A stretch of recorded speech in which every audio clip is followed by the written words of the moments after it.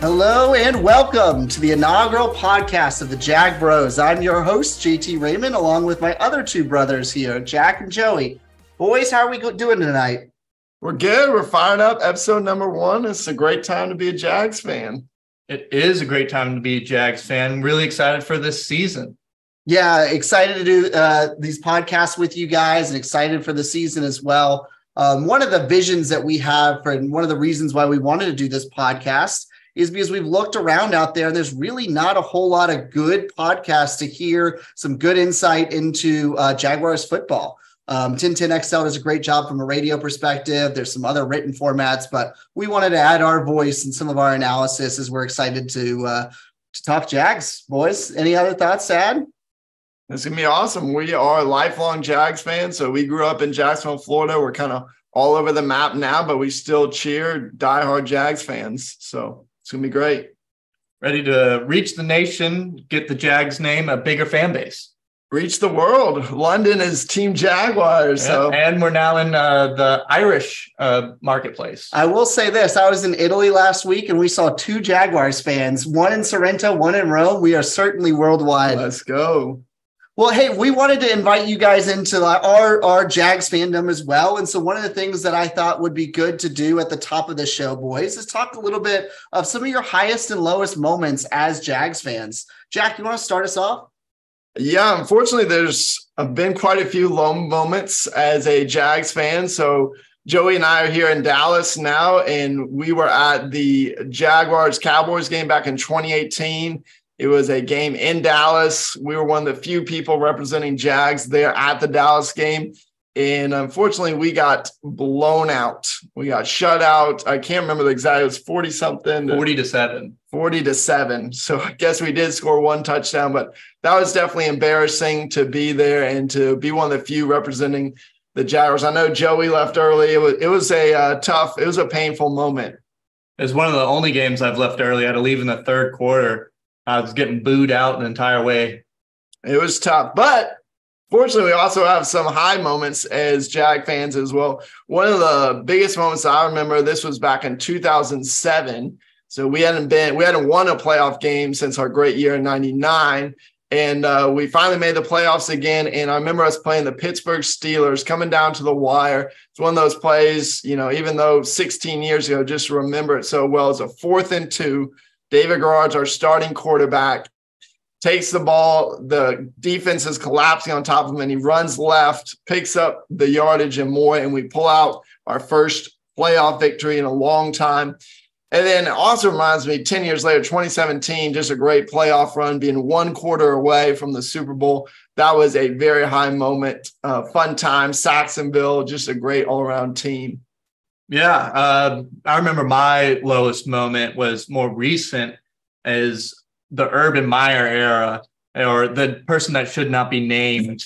I was so excited. We had Trevor Lawrence. We had a brand new head football coach. Urban Meyer had done so well in college. I thought he could bring it to the NFL, and I thought that it was going to be a really exciting year, and it just wasn't. The started off even before the season started, reading articles of Urban Meyer kicking our kicker, him not flying back to games. He just wasn't in it, and it just showed. It was a really sad time to be a Jaguar. And then to cap it off, though, right next year, my highest moment, the playoff game against the Chargers. I was on vacation. It was the day before my birthday, and I just wanted a Jags win. And what do I know? I start watching the game. Trevor Lawrence throws pick after pick. And then at halftime, I decided to finally just look at the score. We finally scored.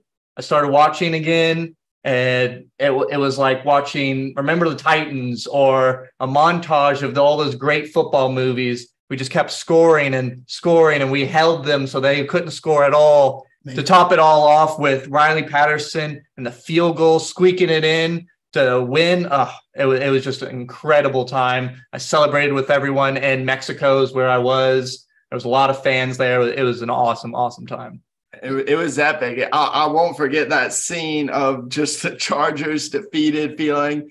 that felt like Jaguars fans of the past, but that celebration was sweet. One of just the great comebacks ultimately in NFL history. So that was awesome. You know, being in that stadium and watching them walk down the Chargers in that third and fourth quarter, part of you is just the trade for years and decades of hardship and losses. You're like, we're going to find a way to lose it. This is not going to happen. And you never really, and I would try to speak for the other folks in the stadium, you never really felt like you were going to win until that kick actually went through. Like it felt like, oh, there's no way we're going to get stopped on fourth down. And then ETN gets that long run or whatever the case is. Like, okay, maybe he's going to miss this field goal. So it certainly was a fun game to be at. And it's interesting that you two both started with the lowest moments, which I think is very fitting as a Jags fan. I know a mantra that I've said for years is it's the bad times that make you appreciate the good times that much more.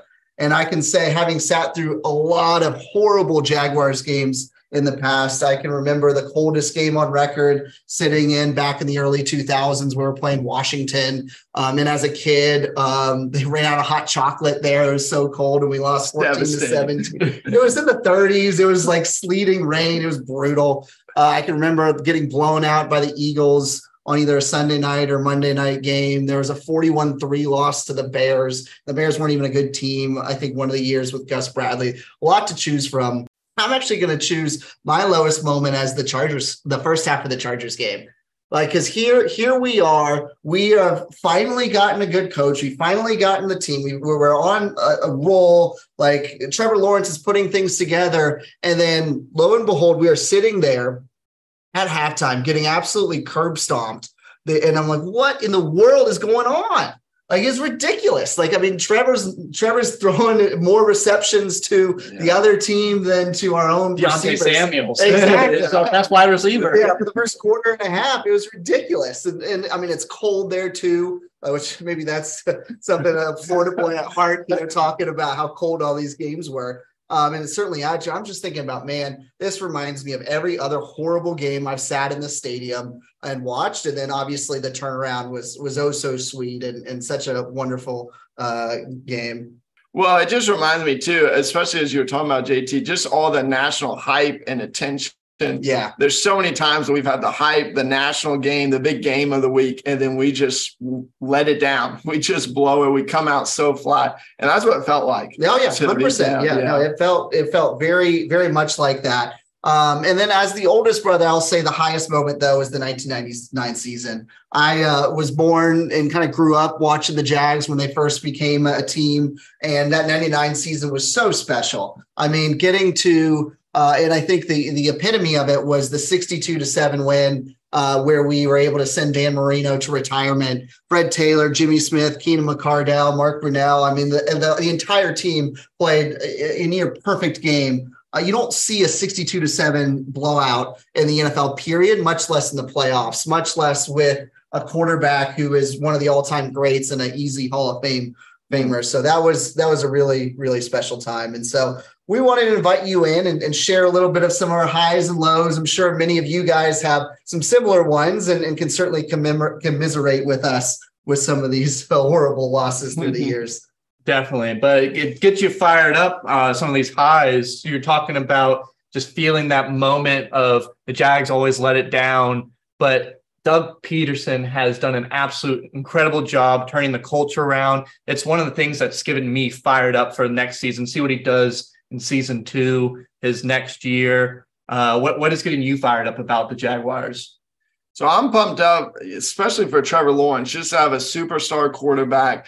It's unique, as I just remember a lot of Jaguars busts at quarterback. And so to have a superstar guy that people are talking about as a dark horse NFL MVP candidate. And so obviously what he put together in the second half of the season and the second half of the Chargers playoff game, I mean, he caught fire, tearing it up. And so I think he's just going to build on it, working with Doug P, like you were talking about, Joe. It's just going to give both of them a lot of momentum. He's got a lot more weapons from the draft, which is going to be really exciting. So I'm fired up to see just what Trevor Lawrence, what the offense is going to do this season for sure.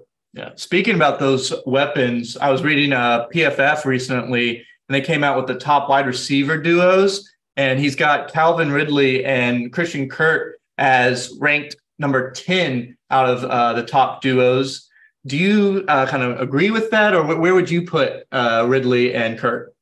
Personally, I think that's about right. Like, I mean, at the end of the day, Calvin really hasn't touched the football in almost 2 years now. I mean, his last really good season was 2020. And so there's a ton of questions about him. I know we're really excited about his opportunity and what he's been showing off the field and practice. He seems to be saying all the right things, doing all the right things right now.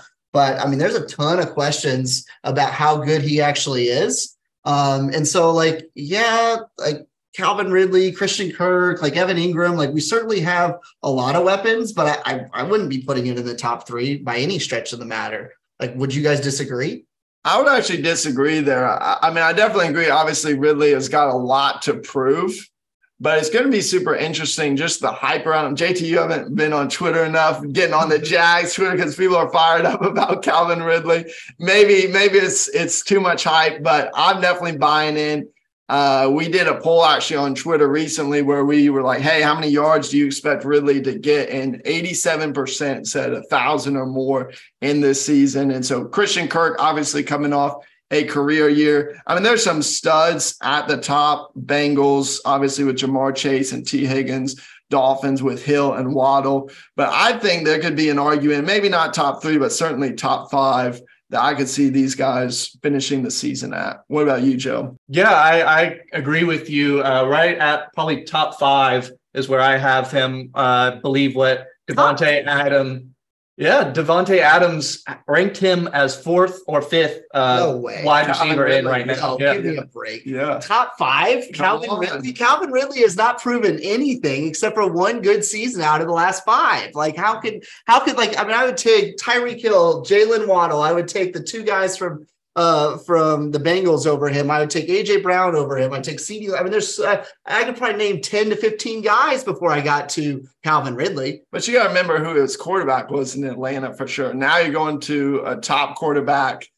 I mean, top 4 or 5, maybe not, but Calvin Ridley is going to be really good this season. Definitely. And if you read his article that he wrote, he was injured all that time in Atlanta as well. They were just kind of getting him good enough to play, and he's still getting like 1,300 yards with half a broken foot. That's pretty incredible. I mean, he is an incredible route runner. I've watched him at OTAs. He's fast. His footwork is incredible. I think he's going to put some of these corners to shame. Well, I will say this, watching Trevor in college, he really did like to throw to the outside receivers. And like as serviceable as Zay Jones was last year and as at times clutch as Marvin Jones was, neither one of those guys are world beaters. Neither one of those guys are top end talent. I mean, yes, Zay Jones had some decent to top end production, but I wouldn't necessarily say he's one of the more talented guys. So I guess I could buy the fact that there's a lot of upside about what Calvin Ridley could potentially offer.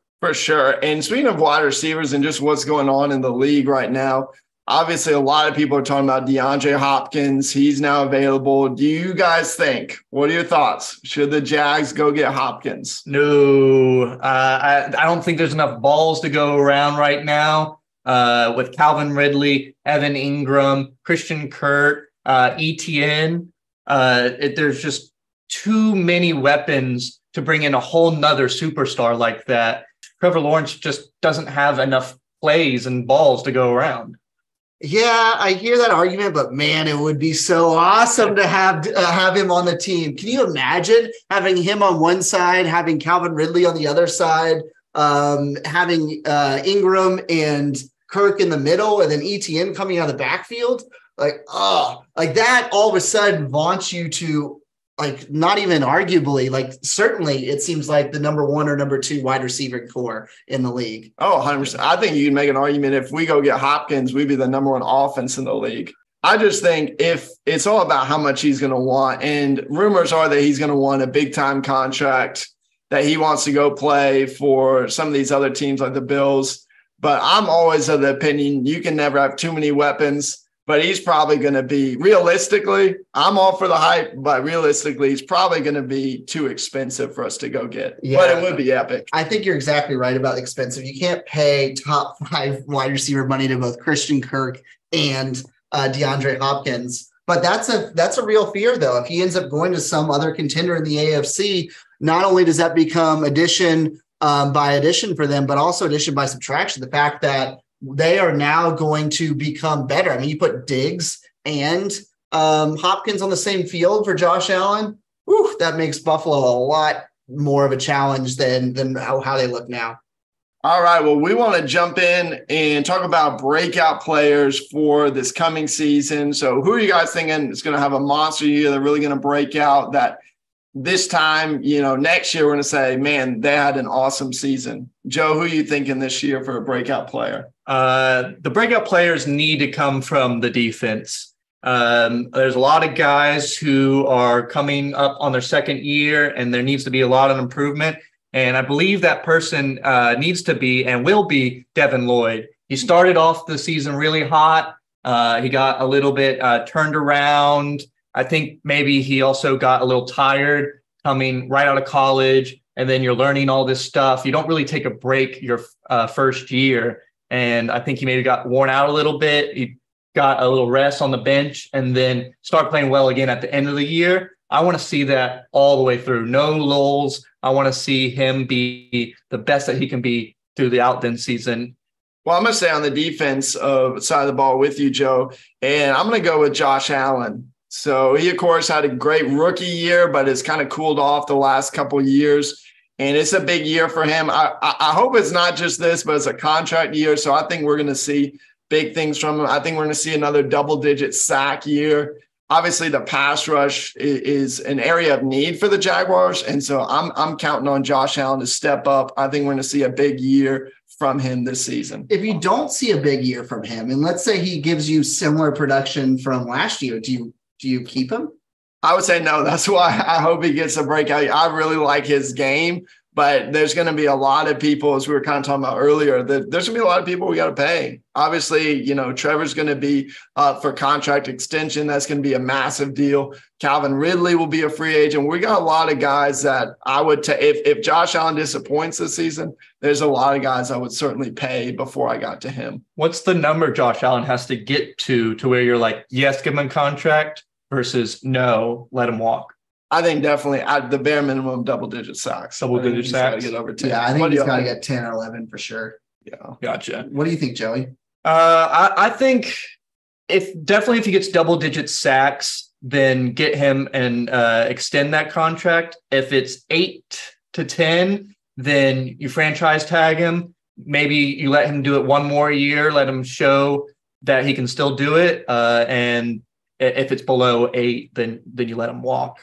But also a sneaky player, I think, who's going to have a breakout year is a new rookie, Yasser. He's looking so fast in OTAs. I know a lot of people are kind of down on him because he was a 5th-round pick. But if we got him in the 3rd round, I think there'd be a lot more hype around him. He had a lot of sacks in college, and I think he's going to bring it to the NFL as well.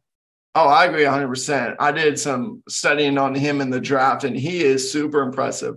To your point, Joey, I think obviously the knock on him is size, but his speed is incredible. Ran a 4.4 sack machine, played all 4 years at Louisville, double-digit sacks those final 2 years. And I love that pick too. I think he could certainly have a breakout year for sure. Well, and we would love to be in the stands going, yes, sir. Yes, sack. Yes, sir. All right, JT, over to you. Who's your breakout player this year for the Jags? It's tricky, and I think you said something really smart at the beginning. Is it almost has to be on the defense because we've already seen so many offensive players make that step. I mean, we saw ETN have a breakout year. We saw Evan Ingram have a breakout year. You can argue Zay Jones and Christian Kirk had breakout years last year for Jacksonville. You could argue it could be Calvin Ridley. Obviously, we talked about him a little bit earlier, but I'm going to go with Trayvon Walker. And this is one where we've seen the Jaguars, these high draft picks that Balky's been picking recently. make a huge step in year 2. I mean, I think some of us were ready to run Campbell out of town after year 1, and he really stepped up year 2 to where he's now probably a top 5 corner in the league.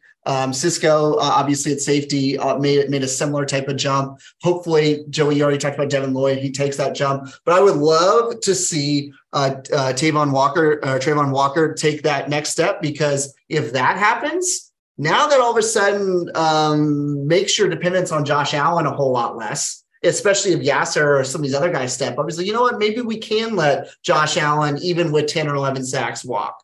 But if he's not stepping up, then, that hurts all the much more. The fact that you had a first overall pick, the fact that Hutchinson is already crushing, the fact that other guys are Thibodeau, the guy that went number 4, that was originally a top pick, looked at. And so they said he was a project. Would love to see a huge step forward from Walker this year. And you brought up Cisco. Who saw what Cisco looked like when he came back? What do you mean? Well, yeah. Oh, y'all didn't see? No, you mean in the offseason? Oh, yeah. No, he got on video on OTAs, and he's put on at least 20 pounds of muscle, looking like an absolute man next to all these little boys. Looking like Joe Raymond right there. No. Well, he looks like a linebacker almost right now. Wow, it seems like he'd be unrecognizable, considering he was unrecognizable to our first coach last year with Urban Meyer. But yeah, that's awesome to hear that he's taken that step. And, you're talking about earlier, what's the thing that you're most excited about? I mean, it's the expectations, right? It's like, when was the last time that Jacksonville had this level of expectations going into the season? Even in our 2017 run, we were not projected to be anything special. Last year, we were not projected to be anything special when we were a dumpster fire the year before. The fact that Jacksonville's respected, the fact that we shouldn't have to, we already won 2 games in a row, we're probably due for another 3 straight losses. The fact that that's not our mentality is, I think, what makes me so excited for the 2023 season. You're talking about excitement. Let's talk about the schedule. What game are you most excited for? Well, I'll go ahead and get it started. Just jump right off the bat. Week 2, we're going to have our home opener against the Chiefs. I think we could see something pretty exciting from the Jags. I think the Chiefs will come off a little bit of a Super Bowl hangover. We see this a lot of times with the teams that win. You just start off kind of rusty and I could see a double-digit win for us against the Chiefs week 2. Obviously, but I really think we're going to see it. I think we're going to come out strong. The Jags fan base, Duval's going to be fired up. Again, it's our home opener. It's a rematch of the AFC playoff game that we saw this past year, where we were right there neck and neck with the Chiefs. I think we take it to them week 2. I'm excited about that game too. I'm actually flying back to Jacksonville just to see that game. But I think the most important game for us will be the Monday night against the Bengals. It's going to be huge. Trevor Lawrence versus Joe Burrow, these 2 young quarterbacks. We didn't get to play each other in the AFC Championship. But I think we may actually see each other again in the AFC Championship this year. And if we can beat them, it'd be nice to see how we stack up against the Bengals and those wide receivers. It would be. I mean, the fact that we have a lot of games that we're excited about. I mean, there's so many to choose from this year. The Chiefs, the Bengals, the Baltimore Ravens game, right? The Sunday night game. That was awesome. I was there at that game last year. Yeah. What an incredible game. And for me, I think the one that's most intriguing to me is the Buffalo game. I think Jacksonville has the chance to potentially leapfrog Buffalo as kind of one of the top 2 or 3 favorites for the AFC. Obviously, Kansas City and the Bengals, I think, are penciled in. Toward the end of last season, we started to see Buffalo trend down. And so if Jacksonville could solidify themselves as more of the true number 3, or at least to be had the conversation about top 3 or 4 in the AFC, I think that game's going to be huge. Plus the fact that it's the second game in a row in London for us. It's going to be really interesting to see how we perform. It sounds like Jacksonville will have more of these 2 games in London at the same time in the future. So I would love to see us come out and get a big win here and not come out flat or come out in a really bad situation against them. The other game that I would circle is the San Francisco game coming right out of the bye, because it seemed like coming out of the bye last year was when we started to really hit our stride, and would love to go out and beat a team like San Francisco at home where they're traveling across the country to set us up for the back half of the year. That's going to be a difficult game because they're coming off their bye as well. So it'll be a tough one for the Jags. Do you think we win? See, and this goes back to what I was saying. Like, we actually have expectations. Like, as a Jags fan, we should be expecting a win there. And it's not pie in the sky. It's not ridiculous. Like, you have a game at home against a team that's coming across the country, and you also have the bye. And oh, by the way, you're playing some decently difficult games in the month of October. So you might be coming off a little bit of a lull. So I think to get that win, to build that momentum, because then you have Tennessee and Houston back to back, which ideally should be some wins. And then you kind of go into another tough part of the stretch with those primetime games. What about you? Do you think San Francisco comes in and upsets us? I have them as one of our losses. I wanted to kind of wrap things up here and get what you think will end the season, what our record will be. I have us at 13-4. Well, man, I haven't gone game by game yet. And 13-4, that seems about where I would love. At the end of the day, I think Jacksonville has the potential to go in and win the Super Bowl. I don't know if we have the mental fortitude yet to go out and win 14, 15, 16 games in the regular season. So 13-4 seems reasonable. I think 12-5 could certainly happen too. You gotta go beat the rookie quarterbacks. You gotta beat the teams that you're supposed to. And at the end of the day, if you're in that 12-13 range, you're going to have an opportunity to host at least one playoff game, which will be great. Jack, what do you think? Yeah, the schedule release is obviously awesome for the Jaguars. We got a very favorable schedule. The AFC South is not very worrisome. You got a lot of rookie quarterbacks, not a lot of top teams there. And so I think you could certainly see a high mark. I mean, I'll agree with y'all. I'll go 12-13. I'd say low 11 and probably high end would be 13 wins for us this season. Home field advantage for at least one, potentially two would be epic playoff games. Yeah, I think it'll be important if we want to get those 13 wins. We got to stay healthy because we're not super deep. That's a great point, Joey, because I think we were probably the healthiest team last year. There's no real major injuries that we suffered. And so hopefully that's a trend and not necessarily just a fluke. But it certainly is something that we need to be mindful of. I mean, as you look at the schedule, which one of these games scares you the most? Which one do you think, you know what, I wouldn't expect a loss here, but it feels like a trap game, or I could see us losing this game? Like, which one? I have a feeling that maybe the Thursday night against the Saints could be a game where we come off the big London trip. I think we win both those games. We handle our business again against the Colts. We're riding high. We think we're the man. And then we go Thursday night. We don't get our normal practice in, and we fumble that game. I'm going to go pretty similar, an early game, because I think we're going to have some strong momentum.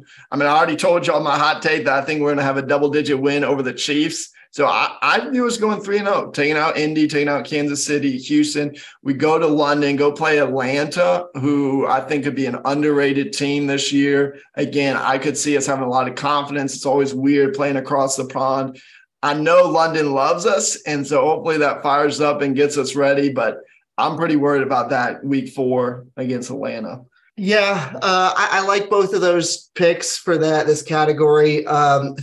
The one that scares me the most is that week 1 against Indianapolis. Yeah. I mean, how many times do we have the hype? And most likely we'll be playing against Gardner Minshew in that game. And Minshew has shown that he's got the variations to actually have a pretty high ceiling.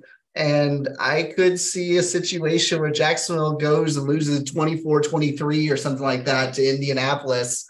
And then all of a sudden we're questioning who we are. And then maybe your prediction will come true, Jack, with a double-digit win against Kansas City. But that Indianapolis game kind of scares me. That'll be an interesting game. I feel like they may actually go with Gardner Minshew and Anthony Richardson and do kind of a dual quarterback. I could see them doing some packages for Anthony Richardson. I mean, having been a Florida fan, growing up, going to the University of Florida, watching every one of Anthony Richardson's games, I am skeptical that he's going to be able to step in and have a great success early on. But I think a very prudent thing to do if I were the Colts would be to do exactly what you said, Joey. Have a couple packages for him, maybe a little bit more run heavy, a little play action pass, something to get him some NFL experience. For sure. It's going to be an awesome season. We are going to wrap up episode 1, but here's what we want to do. We want to connect with our Jaguars fans. So we just jumped on Twitter recently. That's going to be kind of the main space right now where we connect. And so you can find us on Twitter at the Jag Bros. So follow us, connect. We're running different polls, and we'd love to hear too. What do you want us to talk about? Episode 2, we're going to do a couple a month just throughout the off season, and then as we jump into the season, we're going to have more episodes more frequently. Obviously, week to week, we'll have multiple a week as we get ready for the games, as we recap last week's game. But that's a great way because we want to hear from you. We want to talk about what you want to talk about. So we're really excited. And last thing before we go is going to be from all of us.